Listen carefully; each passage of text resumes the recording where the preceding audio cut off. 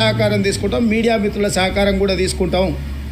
ఇప్పుడు 31,000 కోట్ల రూపాయలు దాదాపుగా ఏకకాలంలో రైతు రుణమాఫీ చేయడానికి మేము నిర్ణయం తీసుకున్నాము. ఇచ్చిన మాట ప్రకారం రాహుల్ గాంధీ గారు గ్యారంటీ ఇచ్చిందంటే 100% గ్యారంటీ అమలు జరుగుద్ది.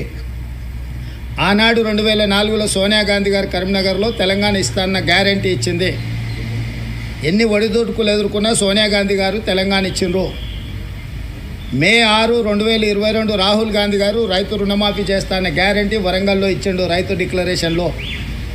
ఈ గ్యారంటీలను అమలు చేయడానికి మేము అహర్నిశలు కష్టపడుతున్నాము. పరిపాలన దారిలో పెట్టినాము. ఎక్కడ ఎలాంటి గందరగోళ పరిస్థితులు లేవు. మా ప్రభుత్వం వచ్చినాక క్రిస్మస్ వచ్చింది, బక్రీద్ వచ్చింది, శ్రీరామనవమి వచ్చింది, హనుమాన్ జయంతి వచ్చింది, ఇతర పండుగలు వచ్చినాయి. చిన్న సంఘటన జరగకుండా, శాంతి భద్రతలకు ఎక్కడ విఘాతం కలగకుండా ప్రతి నిమిషం మేము పర్యవేక్షించుకుంటూ ఈ అన్నిటిని కూడా నిర్వహించినాము. ఎన్నికల్లో చిన్న చెదురుమదురు సంఘటన జరగకుండా తెలంగాణలో ఎన్నికల్లో నిర్వహించినాము. అదే ఆంధ్రప్రదేశ్లో 40-50 మంది అధికారులను తొలగించాల్సిన పరిస్థితి వచ్చింది. తెలంగాణలో కేంద్ర ప్రభుత్వం టీఆర్ఎస్ కూడా మా మీద ఆరోపణలు చేయలేకపోయింది. ఎన్నికల నిర్వహణలో ప్రభుత్వం అధికార దుర్వినియోగం చేసిందని చిన్న స్టేట్మెంట్ అయినా మా రాజకీయ ప్రత్యర్థులైనా ఇచ్చిండ్రా.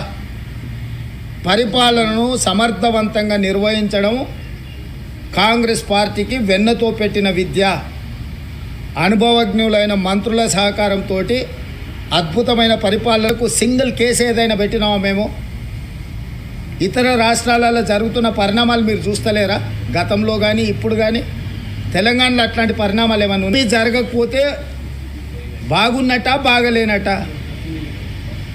బాగున్నదాన్ని